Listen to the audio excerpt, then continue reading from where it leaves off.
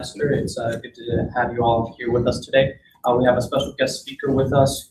He's been with us before in previous years. And this is Mike DiVito. He is Vice President at AXA Advisors LLC. He is also alumnus of Penn State Barrington, graduated here in 2005. Long time ago. If I'm not mistaken. Not too long ago. Not too long ago. So without further ado, let's give it up for Mike DiVito. Thank you. Very good. So how many people here are finance majors? Everybody. Okay. How many people knew what they wanted to do when they came to college? Okay, what was that? All that pizza. Fry, good fry. Just go into investment banking. Okay. Financial planning. Okay. Financial planning. Financial planning. Anyone else? Wealth management. Wealth management, financial planning, similar, right?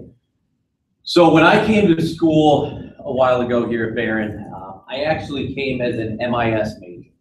I have no idea why. I just heard that that was where you're getting 100% placement. It was either that or plastic engineering when I came to school. So if you graduated plastic engineering or MIS, you're pretty much getting a position right out of college. Once I got here, I realized that I had no interest in writing computer code or dealing with computers after one class, that I realized that was not going to be my major. So how many have done a career search or gone through the questions, see what's right for you? Some of you. So when I did that, I was strong in math. I liked talking to people, meeting new people. So naturally for me, there was something in sales or finance. And when I was looking at the different careers for finance, there was really two paths that I could go. And a lot of you are going to be in the same circumstance. One, I could go the financial planning route, where I'm helping individuals or businesses plan for their future. That could be insurance planning, investment planning, estate planning.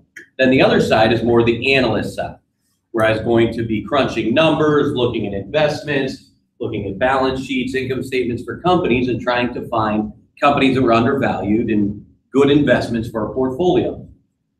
When I started looking around at the different options, I knew there was no way I would possibly be able to sit in a cubicle, crunch numbers, just deal with numbers for my whole career. Not saying that that's not right for some of you, but I just knew myself. And I think that's very important when you're doing your career search to figure out where are your strengths. What could you see yourself doing for the next 30, 40 years? A lot of times we get into college, we're very short-sighted, right? We're thinking, just get my degree, get through these 4 years, and then I'm going to get out in the workforce. What am I going to do in the workforce? I don't know. It doesn't matter. I just want to get out and make money. I just want to graduate and get my degree. I'll tell you, once you're out there, you want to make sure you're doing something you're going to enjoy, something you like doing. And that was the wake-up call for me. Once I actually started sitting down and thinking, what am I going to do for 30 years?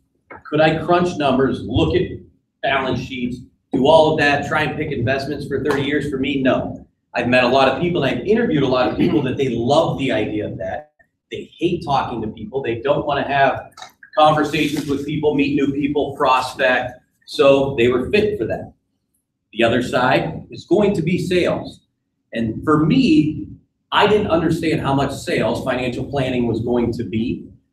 There are certain situations where you may get lucky and go into an established book of business already. I had a couple of friends I graduated with whose fathers or mothers were in the business. They immediately went to work in that book of business. The clients were already there. They didn't have to gather any clients. They just helped the clients that were there. In our world, when you start out as an entrepreneur, with AXA, with other firms as well, you start at 0 clients, right? You're coming right out of school, and now you have to find clients for yourself and build a book of business for yourself. You can view that two ways, that it's going to be really damn difficult to do, or that it's a great opportunity because if you build it for yourself, it's always going to be yours. And that kind of helped me with my decision. I knew that I wanted something that I had control over, that if I built it, no one could ever take it away, and I was going to be in charge of my own time, my own success, my own clients, and so on. So you're going to come to that decision to see what you want to do. If you do not like the idea of sales or talking to people, probably not the industry you want to get into or the business you want to get into, okay? Because it's going to be a tremendous amount of prospect. Try to connect. Yeah. Come on in. That's okay. Better late than never. So you're going to have to determine that, right? So right now we're finance majors. Perhaps how many people are doing the certificate for financial planning? Great. So I was actually in the first class from Barron that did that. Back then it was Kay Johnson that was doing that program. I got out of school with all the classes done for my CFP. So all I had to do was take the exam once I graduated and get 3 years of experience to use that designation. Okay. So great thing for you. How many people are looking for the CFA? Let me do. Okay. So CFA as well. Great program, but just make sure you know what you're getting into and what you're going to use it for. Because that CFA is a completely different path. Okay. Do we have any questions so far? All right, a couple things I'm going to run through. This is designed for what we call AXA Next. And if we think of internships right now, how many internships are available for you when you start looking out at companies? Maybe 2, 3 per company. Maybe a larger company, you may have 4 or 5 positions. So what I started realizing is that I was having students that were lining up the door to do an internship. I might have 5, 10, 15, 20 people trying to get an internship. I can really only get 2 positions. So what we try to do is more of an externship. And we'll talk about that today. And what it's designed for is for me to come out to you the first time so you can learn about financial planning and what we do, learn about our organization. But then after that, our second meeting, you actually come to our office in the evening, get to see how we operate. We do a mock financial planning case with you so you can learn from that. We talk about your resume building. We put you through some mock interviews. So some hands-on stuff that you can take with you and move to the next step after college. That's what it's designed for. And then the third one's more fun. I bring a bunch of advisors from the office. You get a chance to interact with them one-on-one, learn from them, ask them some questions, see how they found their position in their career, okay? So when I'm asked for our leadership team, what is our vision? So you can see there, we lead, mentor, and coach financial entrepreneurs to achieve independence and success by positively impacting the lives of others. That's kind of our mission for our leadership team.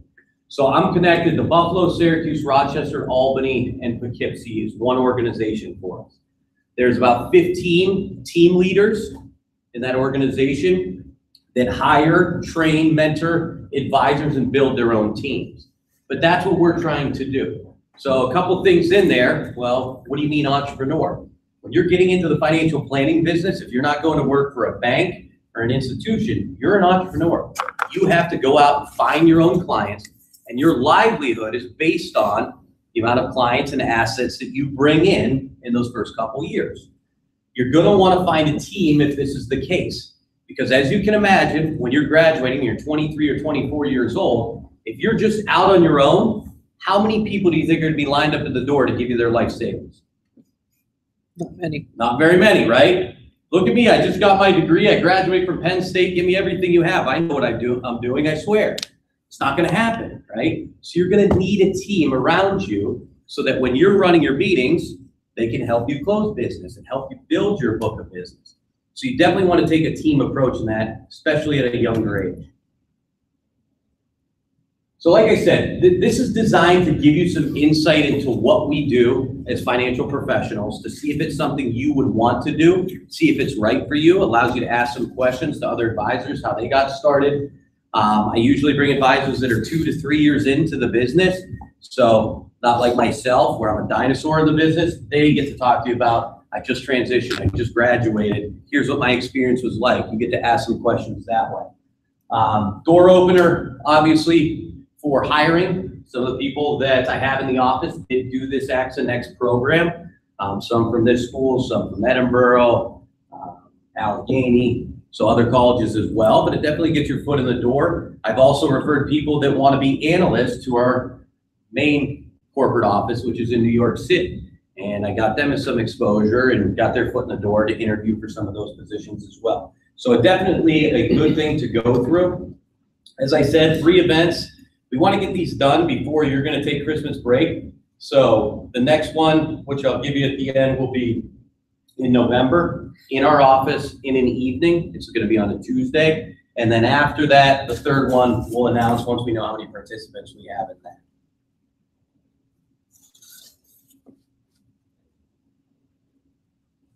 So what are we looking for? So when I'm interviewing people and I'm trying to find out who's going to be the next person on my team, right?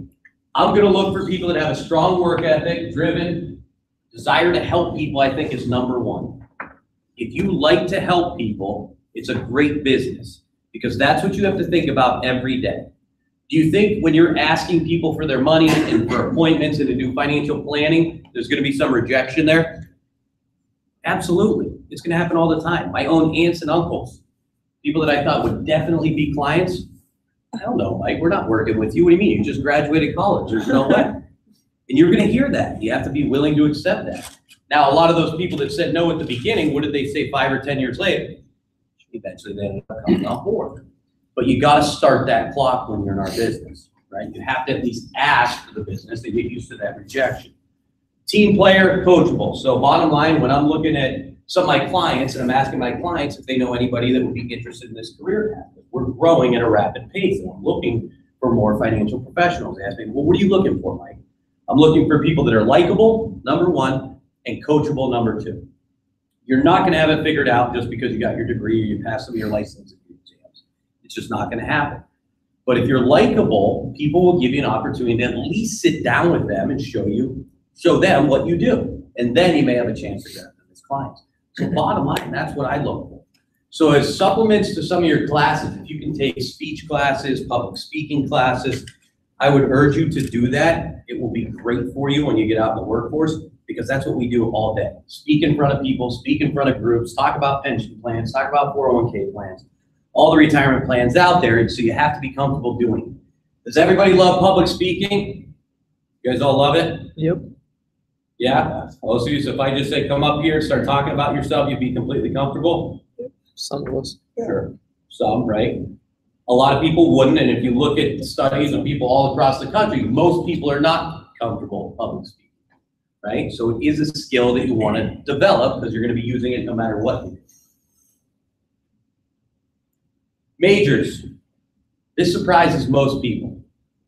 What do I look for? Economics, finance, law, managerial economics, sales, education majors, psychology majors.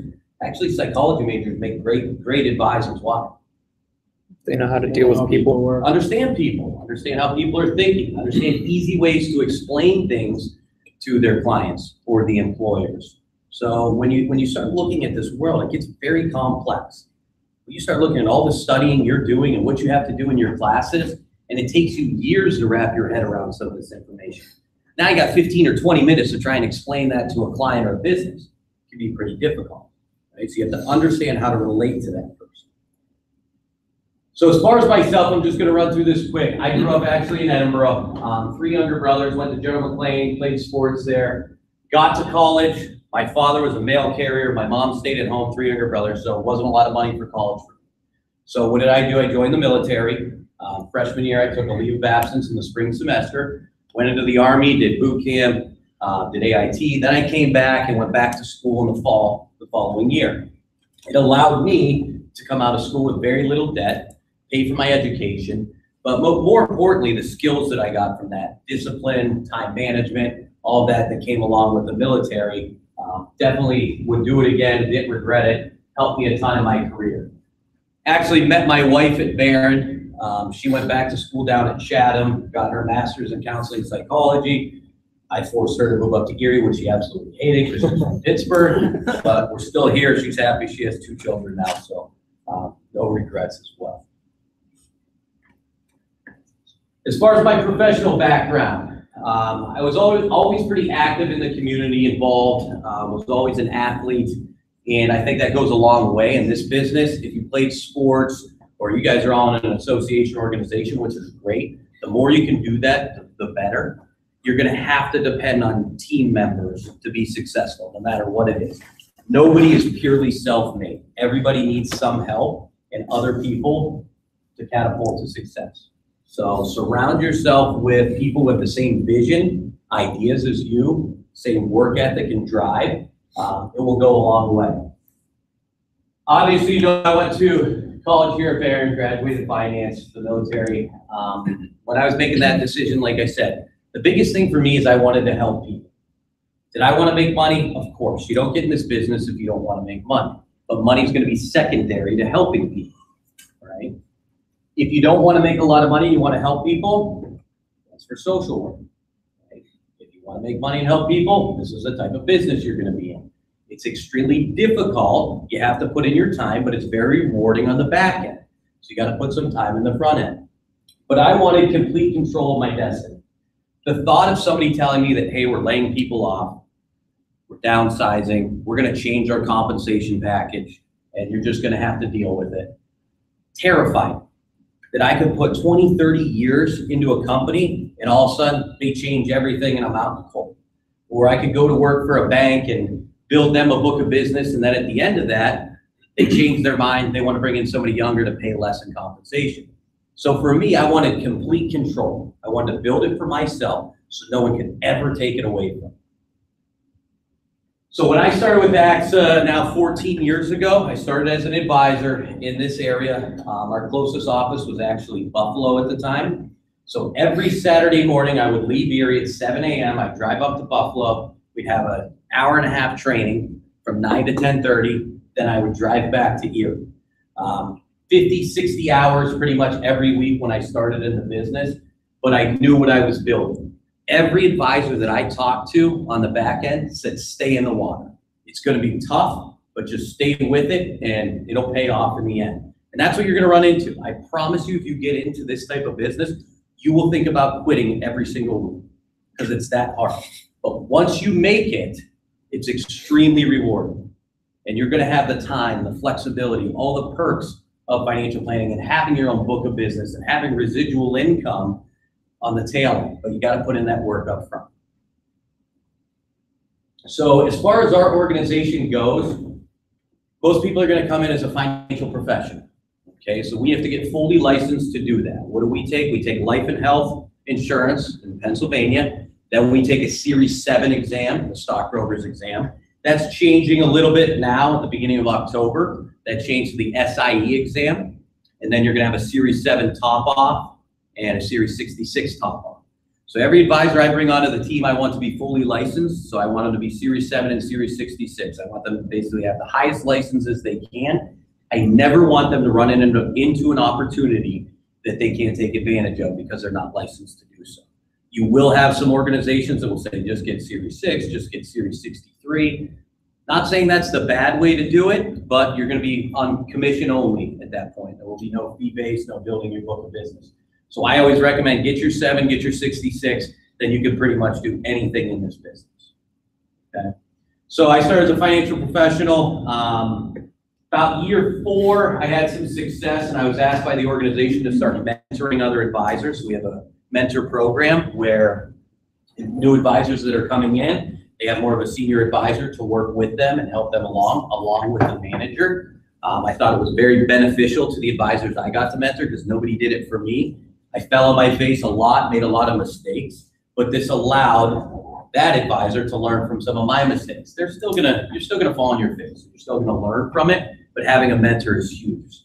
Having somebody to ask questions every night, every morning, text, phone, there's just a lot going on in the business. After that experience in 2014, I was asked to start building out a team. So we had only 3 advisors in our Erie office at the time. In 2014, then they asked me to start recruiting, training, hiring advisors. So now we have about 15 advisors that work in the office. And anyone that does it at a high level in our organization is able to start building a team, be a leader, build their own organization out if they choose to do so. Some people don't want to do that. They just want to run their own financial planning practice and build it out that way. I always say if you have options, it's always going to be better because you never know what you're going to feel like 4 years from now, 5 years from now, 10 years from now, what your goals are. You may have goals that you already meet and you want a new challenge. I'm sure you've seen people that get very bored in their profession and there's no more challenges. In our world, that's never going to happen. You can start building out your team, take a producer group to the next level, another team to the next level, whatever you want to do. So AXA, I know I come to the job fairs. Some of you may have heard of AXA before. How many people have heard of AXA before me coming here? Okay, How have you heard of AXA? The externship. What's The that? externship Okay, for parent students at the Med. perfect. No, Anywhere a couple else? people in the firm. What's that? I know a couple people in the firm, that's how I originally heard about it. Okay, wonderful. So AXA is a very, very large organization that a lot of people haven't heard of. So if we look at AXA as an organization, we currently operate in over 64 countries. We work with 100 million clients and one of a handful of firms that manages just north of $1.6 trillion in assets. Pretty big numbers. A lot of people haven't heard of us, right? So here in the US, we strictly focus on wealth management, insurance, advice. There's about 150 branch offices, 5,000 financial professionals. Outside the US, they do a lot of property and casualty business, okay, which we don't do here. So if you're traveling, if you're in Europe, you're gonna see a lot of AXA signs, advertisements everywhere. For our wealth management side, we don't do a tremendous amount of advertising. A lot of the business we do is word of mouth. Referrals from existing clients, working in our local communities. We do a lot of work in the public school sector, nonprofit organizations, and then 401ks as well. So a lot of the clients I meet are usually introductions from other clients. They may be children, friends, cousins, parents, brothers, sisters, uncles. And then of course, all the people that I've met throughout my life. And when an advisor comes to me and says, I don't know anybody, I don't have a natural market, I don't have a client base, that's impossible, right? Every single person that you've met throughout your life is an opportunity. Because do you truly believe that everybody needs financial planning in some way, shape, or form? So my thought was, once I got the business, why shouldn't I be the one doing it for them? Why shouldn't I be the one helping them? Is somebody gonna care about my parents or my aunt and uncle more than I do? Probably not. I hope not. I truly am gonna care about them. So am I gonna do everything the best and what's right for them? Absolutely. So I hear a lot of times from people, well, I don't want to do business with family. I don't want to talk to my family members. To me, that's crazy. You absolutely want to help those people. Now, if you're not very confident in what you do, and you don't think you're going to do a good job, well then sure, I can understand that.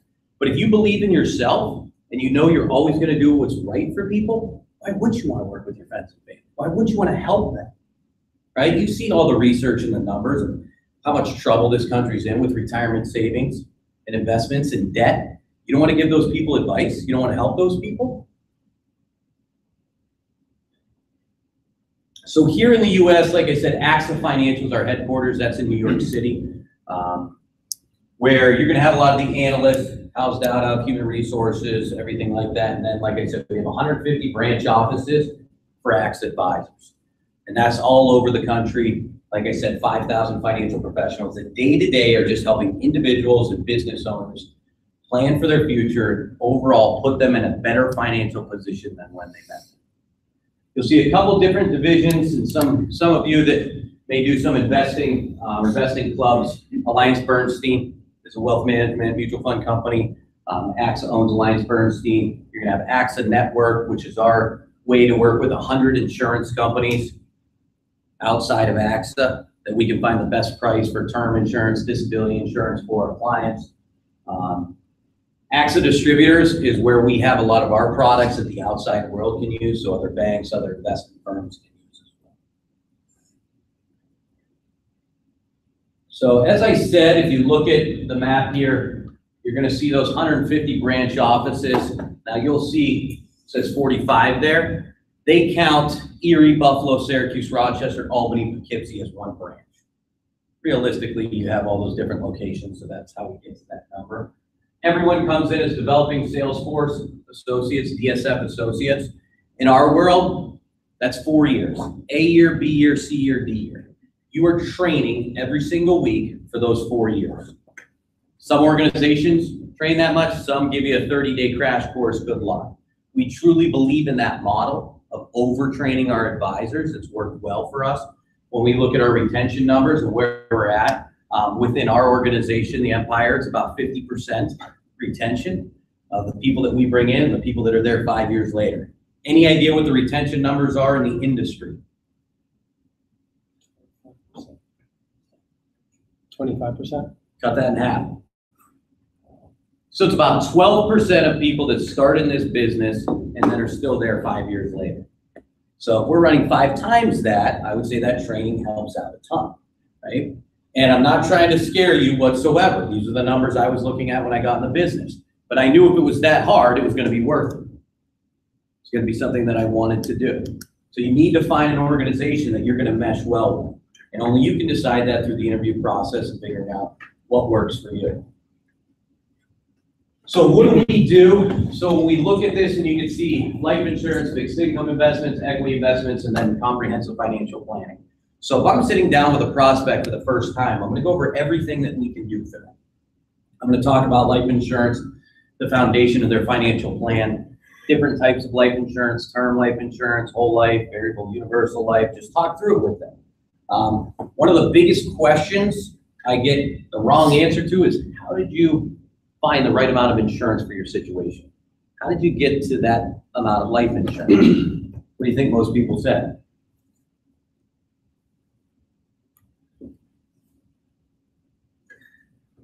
That's what they offer through work. Yeah, that's what they offered through work, or that's what I was told to get. I went and did a review. I had car insurance there, and they told me, hey, you should get some life insurance. So I said, sure. They gave me $50,000. Now, when you start thinking about this, if I'm sitting with a family who makes $100,000 a year combined income, and they have 2 children, and they have $50,000 of life insurance, and we'll say wife makes $75,000, husband makes $25,000. If something happens to the wife, do you think their financial situation is going to change? Do you think $50,000 is going to be enough to provide for the 2 children and the husband the rest of their lives? No. But these are the things that people aren't looking at. So doing a simple needs analysis with that and coming up with the amount first before we ever even talk about a product and what we're going to use, right? So it's more strategy-based and needs-based for the client. Same thing with our equity investments, fixed income investments. Do you think most people take more risk than they should or less risk? Less. Less, absolutely, right? People are terrified of risk, terrified of volatility and fluctuation. So you have to educate them, tell them why it's important to take risks, especially in retirement accounts. The amount of people I've seen that are 30 years old that are sitting all in bonds, have no equity investments in their portfolio, and then they tell me they want to retire at 50, right? They have no idea what that actually means. We have to educate them and teach them why it's important to hold those equity investments, why it's important to take on more risk. So our office currently in Erie, we manage about $100 million in this area, work with about 2,000 families in Northwest PA. We have about 16 advisors in this location. As I said, our whole goal is to do financial planning on a needs-based approach. Find out what's right for the client, what they actually need, and then worry about the solutions, the products, the investments. If you run into an organization that's just telling you to sell products without ever learning about the client, in my opinion, you're not doing what's right for the client. You're not being a fiduciary for them because you have no facts based on their situation. You don't know what they actually need. So you need to make sure you understand why that product may fit into their situation.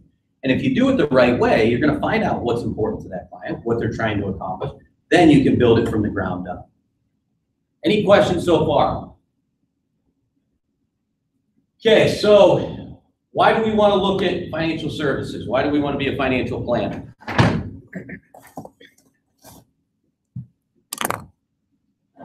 You don't know why, huh? Go ahead. So we can manage our own money more efficiently. Okay.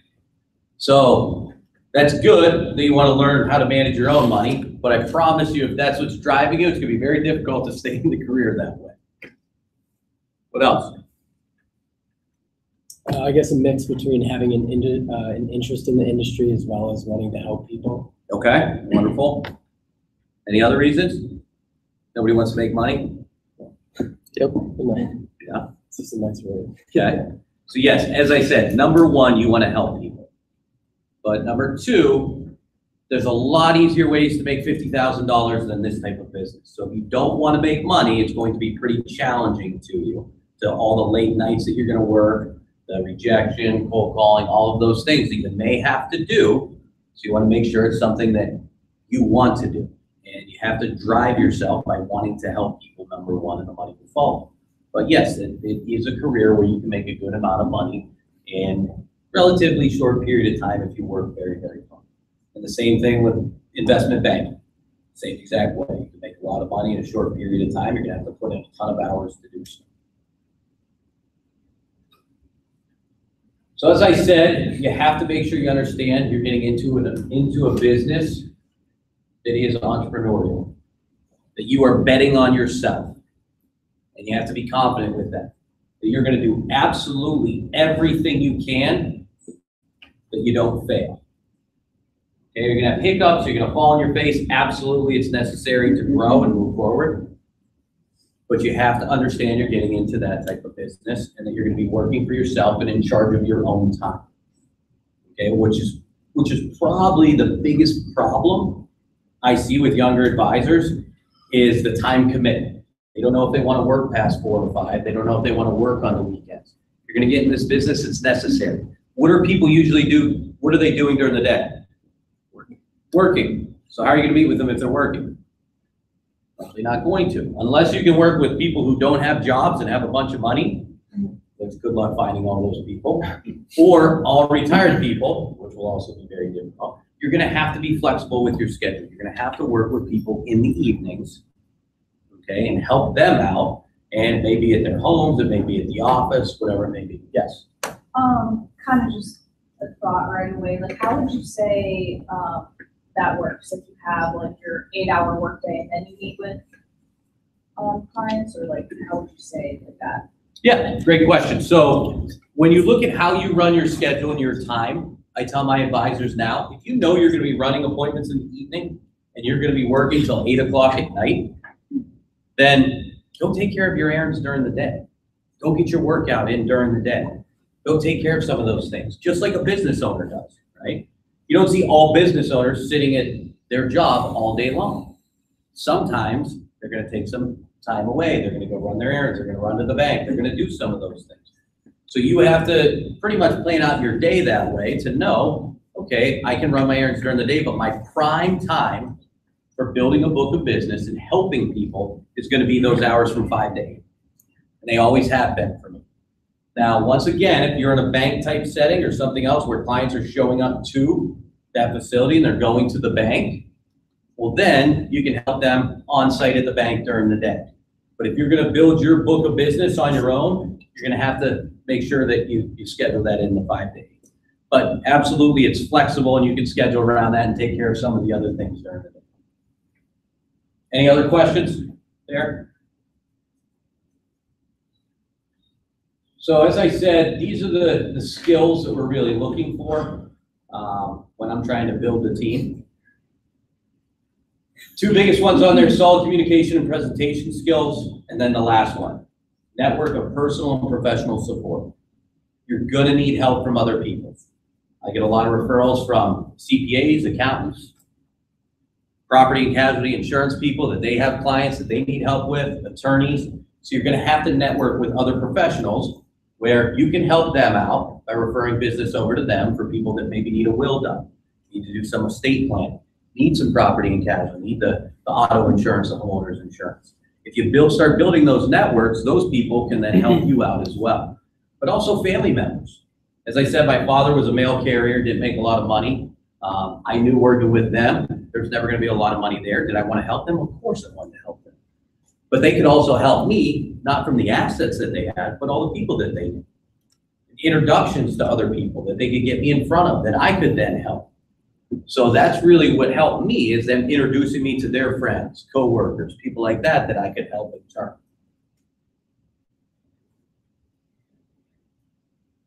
So do well by helping others. And you've heard me say this a lot, and I truly believe in that with our team, is that bottom line, our goal is to help as many people as possible. Get rid of the deficit for retirement savings, to allow people to retire, to help people get out of debt. But when you start looking at a book of business and all the ways we can help people, look at some of those areas, look at some of those instances, right? Somebody gets a new job. What do they usually have when they get a new job?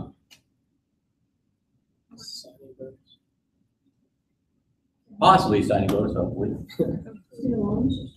Student loans, but they have new retirement plans, right? All of a sudden they get some benefits. They don't know what it means. How much do I put in my 401k? How do I invest my 401k? What pension option do I choose? All those things that are involved with the new job. What about getting married?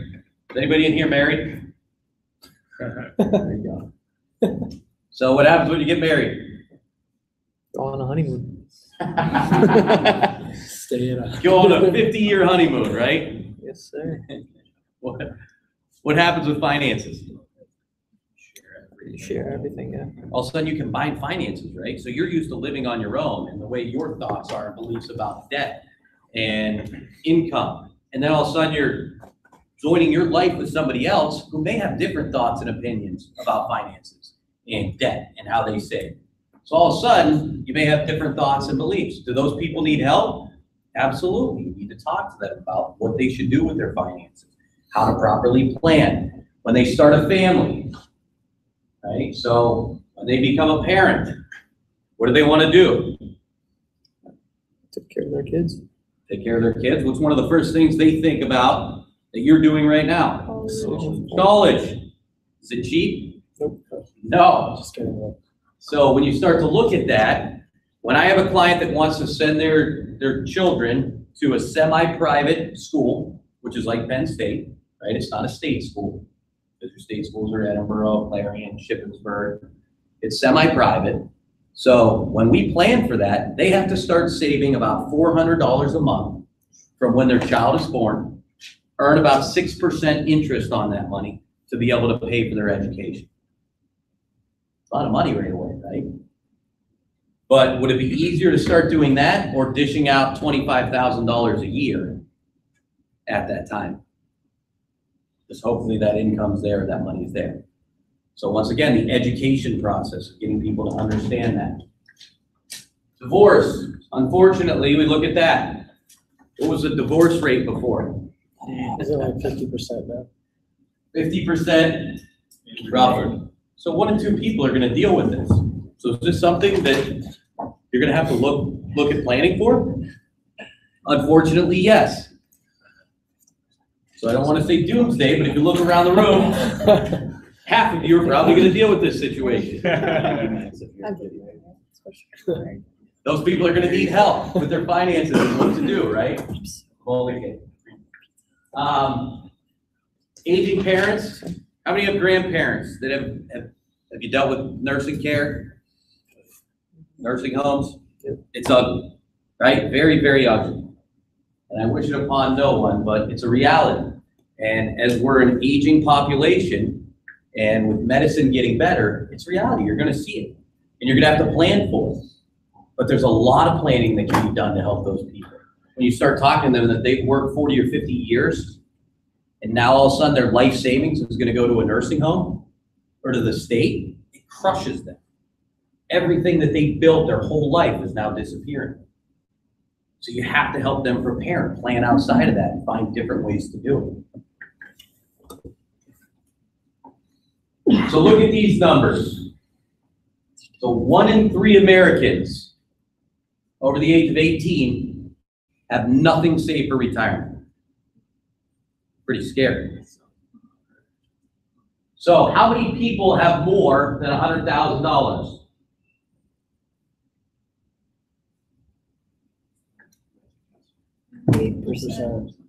How much? 8%. 8 plus 5 plus 13. Oh. What was that? 26. 26, right?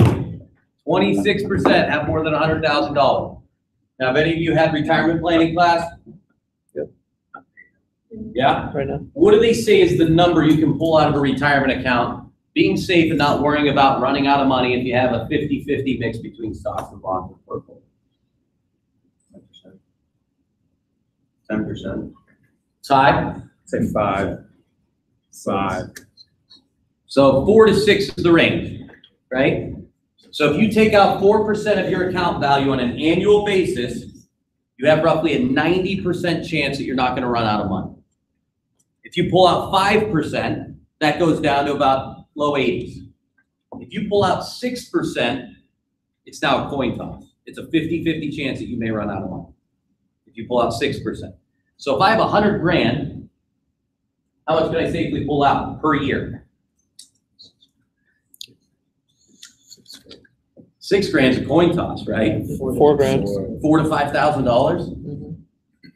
So you're telling me that 74% of the country is going to have less than that to live off of on an annual basis. Now, what do most people live off of in retirement in this country? Social Security. Social Security. Are we comfortable with how Social Security is right now? No. Do we think it's going to be the same? Nope. Okay, so when we talk to our clients about that and educate them, we want to make sure they understand that Social Security may change. And if you don't save on your own, good luck living off of $4,000 or $5,000 a year. This one is crazy to me. But if you look, millennials, 40% don't have anything saved. The big one is seniors, 55 and over. So 30% of seniors don't have anything saved for retirement other than their Social Security. How are they ever going to save and catch up to retire? They're not. And how many people do you think dream when they're younger, I'm never going to be able to retire, I'm just going to work till I fall? Probably not many, right? So we have to get out there and help people and educate them on how important it is to save. Because if 30% of people over 55 don't have any retirement, they have to live on Social Security, who's going to end up paying for that? Taxpayers. All of us, right? All of us are going to have to pay for that. So if we can make a difference and help those people, we're also going to be helping ourselves. So what do we do when it comes to breaking down individuals and businesses? That's who we really work with. On the individual end, like I said, anything from the life insurance, college savings, stock investments, bond investments, retirement accounts, 529 plans, disability, long-term care, pretty much everything we take a look at to make sure we're protecting the client or putting them in a better situation. On the business side, continuation planning. A lot of business owners, when you talk to them, their retirement plan is selling their business. So getting a proper valuation for their business, helping them put in plans where they can retain their top employees. Right? So all of those things we do on the business end. So some of the advisors in my office only work with businesses. Some of the advisors only work with individuals, and some work with both. You determine who you want to work with. I usually help them base that off of who they know. That's where you're going to get traction, is network.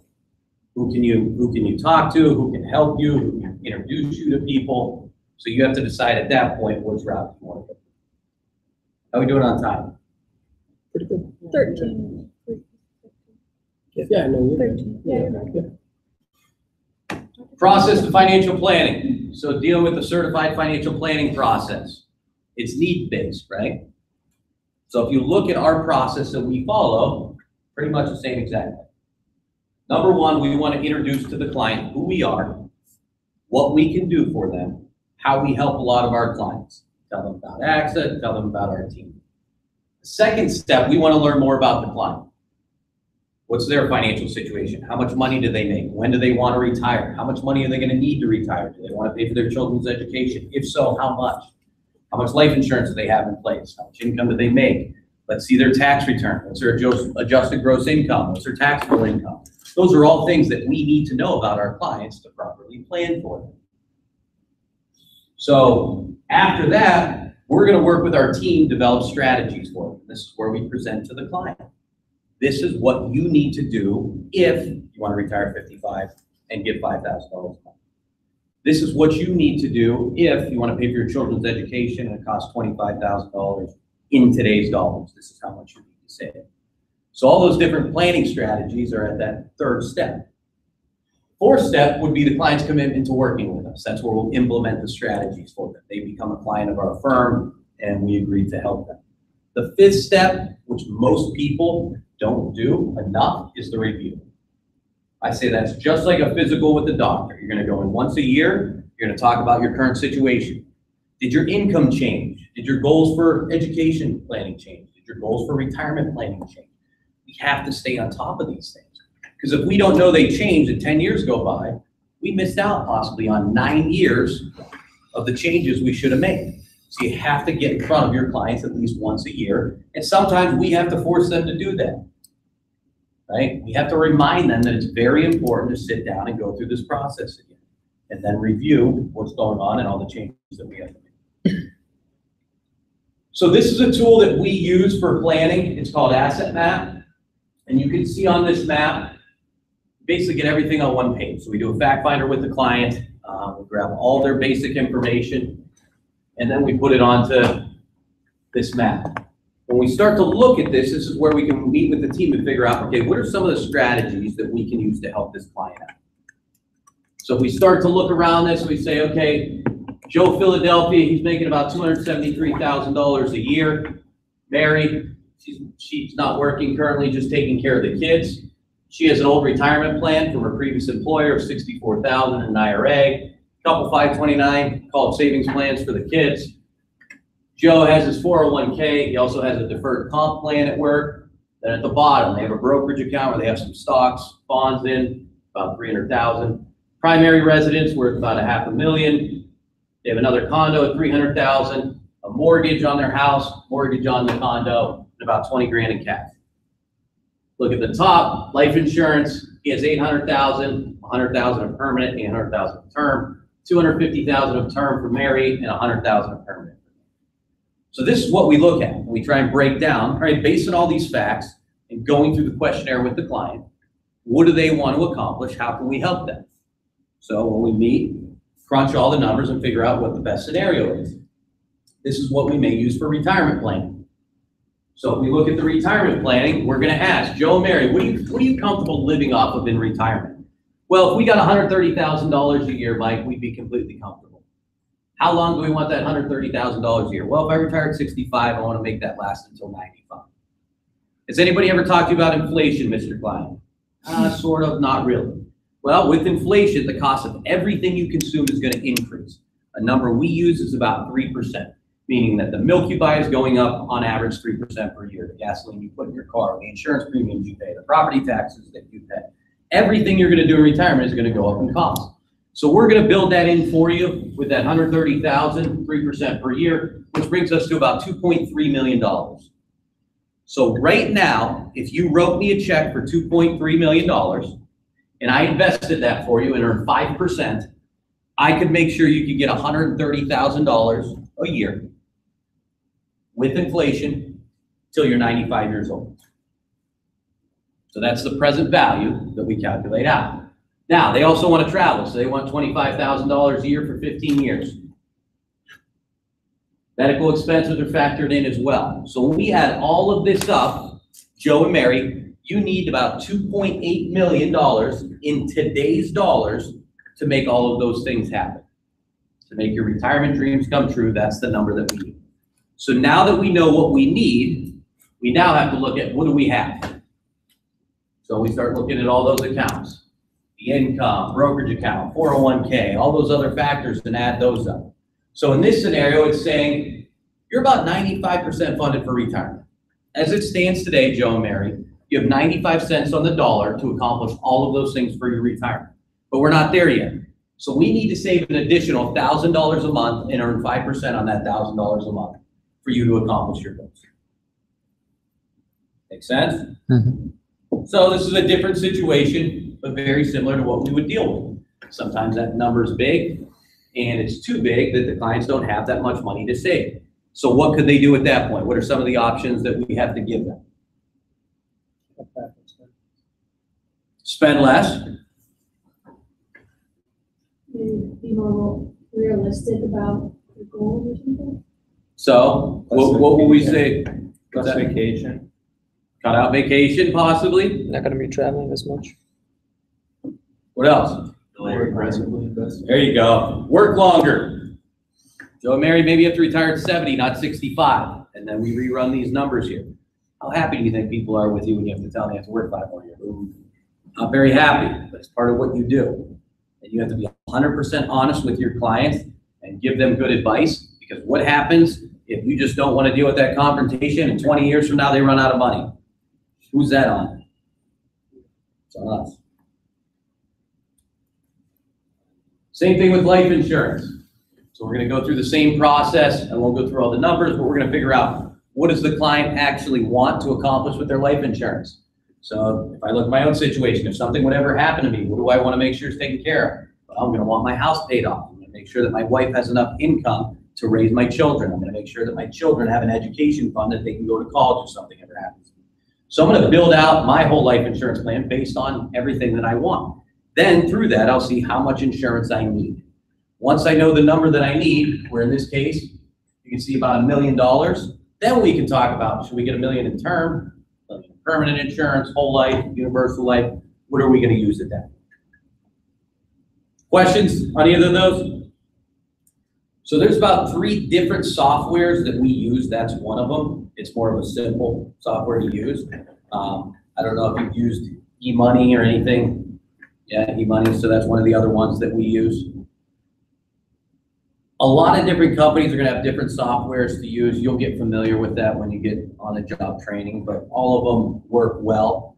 In my opinion, it's whatever you can use to explain to the client the most simple manner, because that's what they need. They just wanna see it, be very basic, educate them. They don't want it to be way over their head. They don't wanna talk about alphas, betas, all the portfolio analysis stuff. They're not gonna understand. They just give me the facts. What's the situation? What do we need to do?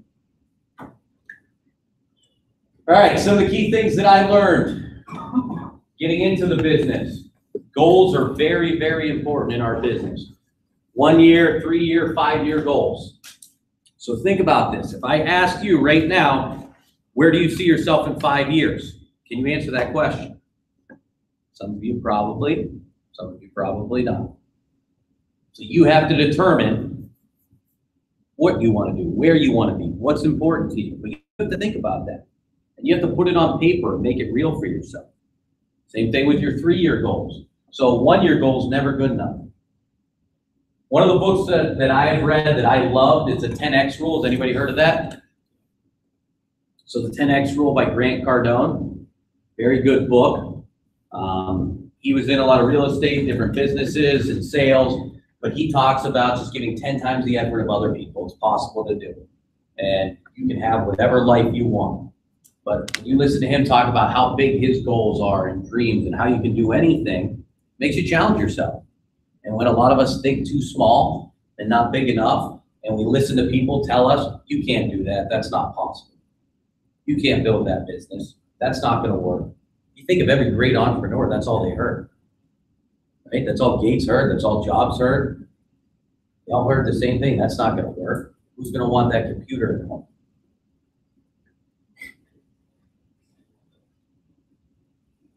So a couple of these, big one, think like a business owner. I try and tell this to my advisors. If you have work that you can do where somebody will do that work for $10 an hour, $15 an hour, maybe it's paperwork that you have for your clients. If you make more money out talking to people and prospecting, why are you doing the $15 hour of work when you could be doing the $50 or $100? So when you are in this business and you're an entrepreneur, you need to start thinking like that. You need to start filling your time with what you're good at and what's going to make your business the most money. And you need to delegate some of the other things. Now, I understand when you first get in, that's going to be very challenging, but over time, you always need to challenge yourself. A lot of people don't want to hire an assistant in our business when they start building a book of business. It's a tough thing to do. All of a sudden, you're taking on another person. You're paying for their medical benefits. You're paying their income. And it's overwhelming to think. But once you make that commitment, all of a sudden you realize, I should have done this years ago, because now I have more time to meet with my clients. I have more time to go meet people instead of sitting in the office doing the service work for the $15 to $20 an hour.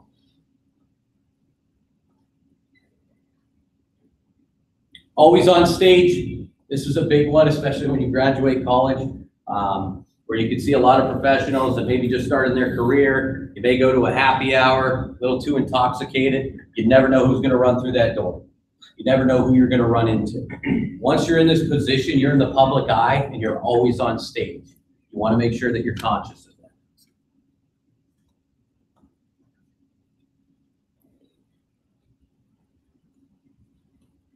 I make my advisors do this.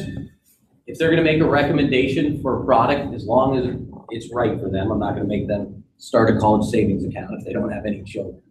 But everything else, if you're gonna sell it to one of your clients, you better be willing to buy it on your own.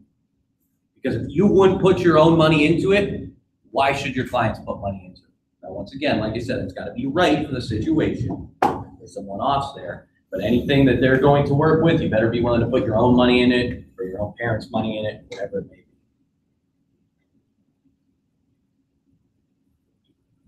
Appointments, number one reason why advisors don't make it in the business is they don't see enough people. Okay, so if I look at how many appointments per week, 5, it's possible to set 5 new opening appointments per week.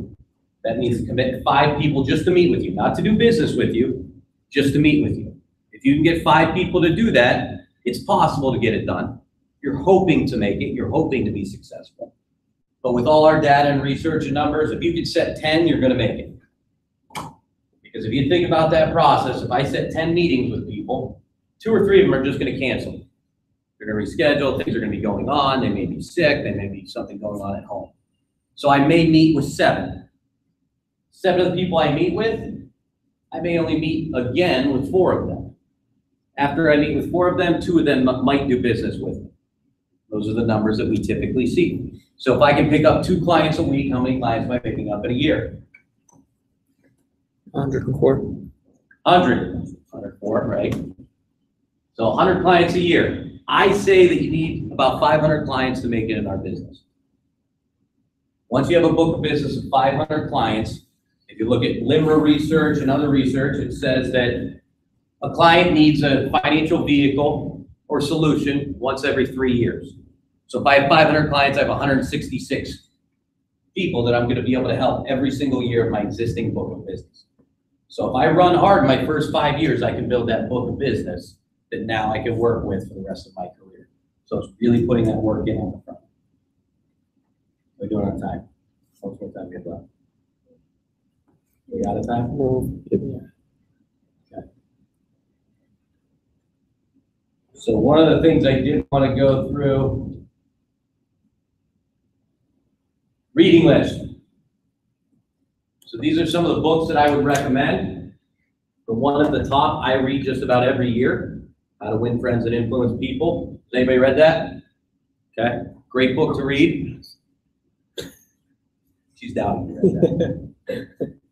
Elite Minds, The Slight Edge, Think and Grow Rich, Game of Numbers. The Game of Numbers by Nick Murray. Nick Murray's actually in financial planning. So it's a good book that talks about prospecting and building a client base. Start with Why. And then, like I said, the 10X rule. Okay.